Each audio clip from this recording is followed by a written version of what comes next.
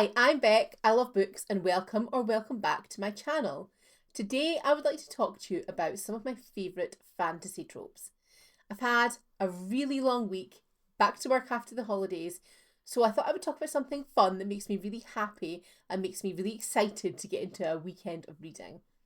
When I go through these tropes, I've actually put them in order for once, so I'm going from my sort of 10th favourite trope right up to my favourite, and I have some recommendations for books that really define the trope in my eyes. So I hope you enjoy. I'm just going to start straight away. My 10th favourite trope in fantasy is vampires. I love a vampire novel, and I think the reason that I love them is because of the sort of dark romantic gothic vibe that they give. I have loved vampires since university, since I studied Dracula, since I did a literature of horror unit at uni. Sapphic vampires in particular are having a bit of a moment this year, and I'm absolutely here to celebrate that. I've read some fantastic books already this year. There's something about finding creatures who are dark or who have some humanity but not all humanity, or inviting creatures in from the darkness, that plays on the traditional stories that we base vampires on, or traditional folklore that these stories were based on, that just really appeals to me. So 2 vampire books that I really love are Lucy Undying by Kiersten White. This is a retelling of Dracula, but from the perspective of Lucy. Fantastic book. And one that I read just recently, which is Bury Our Bones in the Midnight Soil by V.E. Schwab. This comes out in June, and it tells the story of 3 women and a narrative that sort of defines their lives, and they're also vampires. I don't want to tell you any more of that about that in case I spoil the plot, but it's exceptional. So my 9th favourite fantasy trope is forbidden magic. The reason I love forbidden magic is because the stakes are automatically really high. There is a secret, there is something that people could find out about. There's usually rich history or political reasons that this magic is forbidden. And also, secrets are usually really compelling. Unless it's secrets like romantic secrets, affairs. Absolutely not. But secrets in terms of magic, I think, are instantly compelling. I think it leads to lots of natural conflict. It leads to even more secrecy. I think it makes plots quite intricate, and I love that. Sometimes it also leads to sort of conflict within the characters themselves, because they might not like that they have these things. So that is one reason I particularly like them. 2 books that I love that have forbidden magic in them are Blood Trials by N.E. Davenport and One Dark Window by Rachel Gillig. I also love the tarot-ish influence in that book, but I'm not making that one of my favourite tropes for today. But I do also love it. My 3rd favourite, so I guess this isn't my 3rd favourite. I've written these numbers in the wrong order. This would be, so this is where my maths is going to fail. I'm going to have to count them down as I go. 10th, 9th, this would be my 8th favourite fantasy trope. And this is, I've called this the deep. It's not quite sea creatures, and it's not quite in the sea or the ocean, or it's not quite the beach. Generally just the deep, and it also includes rivers. This might be because I really like the seaside and I really love the sea, but I think it just appeals to something in me. The fact that the vast majority of our oceans are still undiscovered, the fact that they find new species in the oceans every day, it just tickles this little part of my brain where it's like, maybe this could be real, which I know is ridiculous, but there's a part of me that thinks all these legends and myths have got to be based on something. I can totally imagine a completely alternate world in the sea. Sometimes this is like really magical, but more often than not, it's really cruel and merciless, which I also really like. I really love a lot of the art that comes with books that are based around water. There's something about water that's really inspiring to lots of artists, I think. And I quite like that this appeals to the sort of horror crossover like vampire novels do, where you can have some real weird books set in the ocean. So I've got a recommendation for a fantasy and then a sort of fantasy horror here, maybe sci-fi horror. I have Sing Me to Sleep by Gabby Burton as a siren recommendation for the deep. And I have Into the Drowning Deep by Mira Grant here as a sci-fi horror-ish fantasy. Love those books. So that means my 7th, I'm going to have to count this. It's honestly, it's really bad. 7th was right. So my 7th favourite fantasy trope is magical creatures. And I know that's similar to sea creatures, but it's not quite the same. I just find this is a way to add coziness and whimsy for someone like me who really does not like cozy books. I think if there's magical creatures, there generally tends to be some sort of coziness or whimsy. Not necessarily always, but usually in the book. I find it really interesting stretching the possibilities of nature, because nature is already incredible and so resilient. And I find that having magic intertwined with that is fantastic usually. I've also never really travelled or seen nature in other countries. And so meeting all of these, I guess, creative or unusual characters that are magical creatures in fantasy books really appeals to something in me that I've never been able to experience even with actual real nature. And so I think that tickles a bit of whimsy in me, and so I love magical creatures. One of my favourite books that has magical creatures in it is actually The Phoenix Keeper by S.A. McLean. And this is set in a magical zoo, and the depictions of all of the birds and the animals is just so funny. They all have personalities, but the magic is incredible. I also love Her Radiant Curse by Elizabeth Lim, which is a standalone prequel to the Six Crimson Cranes duology. And all of the nature that is described in that is absolutely breathtaking. I could talk about nature and magical creatures in books for a long time. I really do like it. But I don't like it quite as much as I like number 6. My 6th favourite fantasy trope is Kingdoms at War. And I know that's quite a contrast from the magical creatures one, but there's something about Kingdoms at War. What could be higher stakes than Kingdoms at War? What could be higher stakes? It opens up huge scope for epic fantasy, and I am a fan of some epic fantasy, because you can have multiple characters from multiple places with multiple backgrounds, and it just makes such a rich, intricate novel. Really, really love it. There's such a tapestry that you can weave if you have different kingdoms who are at war. I love the politics and the stakes, but slight confession, I hate actual war or battle scenes in books. They really, really bore me. They go on and on. Yeah, I get it. You're fighting. I get it. You're a wonderful warrior. And I know that saying Kingdoms at War is really ironic if I like these kingdoms that are warring, but I don't like the actual battle scenes. Just the way it is, I'm afraid. I hate a battle scene. So I have to rep again my favourite Kingdoms at War book, which is A Day of Fallen Night by Samantha Shannon. The kingdoms aren't all at war in that, but they do have some conflict, and they have to resolve that. I also have Bridge Kingdom by Danielle Jensen, complete divided kingdoms there.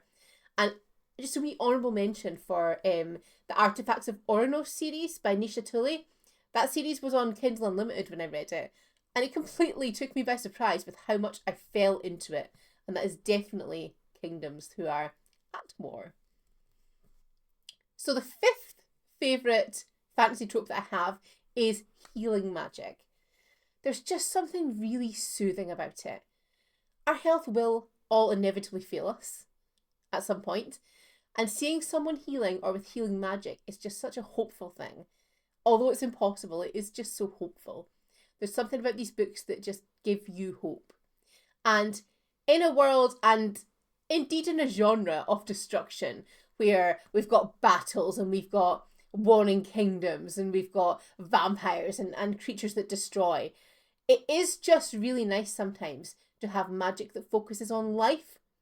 And so I think that's probably why I like it so much. It's just such a nice, refreshing contrast, because I read quite a lot of fantasy. I have to tell you to read the Devabad series, City of Brass, etc. by S.A. Chakraborty. And I have to tell you here to read Prison Healer by Lynette Noni. Both completed trilogies, both outstanding healing magic. but both in very different ways. In Prison Healer, there's a little bit more of sort of apothecary magic, and that leads us really nicely onto my fourth favourite fantasy trope, which is herbal or spell magic. Now, this is often interconnected with healing magic, like I said, but not always. I think it's the magical realism in this that appeals to me, for want of a better term. Now, Alif Shafak says that magical realism is a very Western term, and people only use the term magical realism because actually they don't live in a place where magic is the everyday. And I think that's a really beautiful way of looking at the world. But I'm not sure quite what else to call this if it's not magical realism. If you've got an idea, let me know. But I think it's almost like you could believe that someone somewhere in the world or at some point in history could have concocted this potion, this spell, this herbal remedy. And it also teaches you things usually, because they use things from the natural world like herbs and spices and plants and elements, and you learn things. And there's part of you that believes that maybe this could actually happen. And I love that in a book.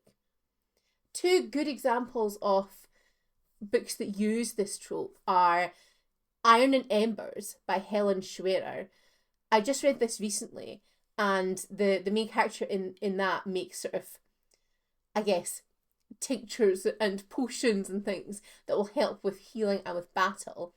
And also, in a slightly different way, a magic steeped in poison, where they steep magical tea, they brew magical tea in that book. And although very different, they both have that herbal sort of, that herbal element that I really like. So we're coming up to the top 3. So I guess this is in bronze position for my number 1 favourite fantasy trope position. And this is witches. Again, this sometimes interconnects with the sort of herbal magic stuff, but I think though that this is personal.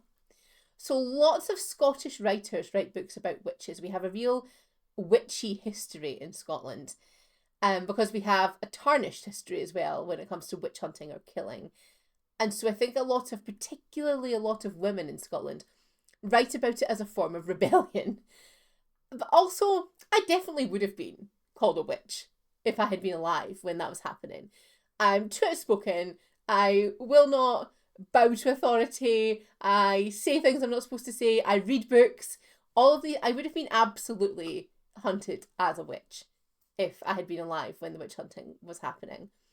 And I think a lot of the time witchy characters are quite like me because of that. So I'll see myself quite a lot in these characters, which is maybe why I like witches in books so much.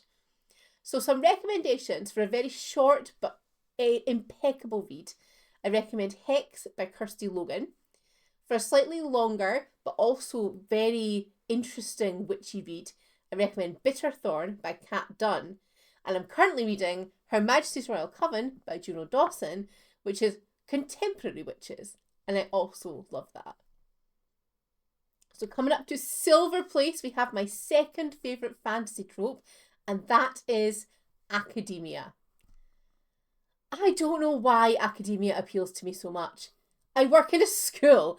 I shouldn't have this love of education and learning in my fictional brain too. Surely enough is enough. But I do. I don't know if I performed with academic mediocrity myself, and I really like to live through characters who are succeeding. I don't know if I found my academia really dull and I want more vibrance in it.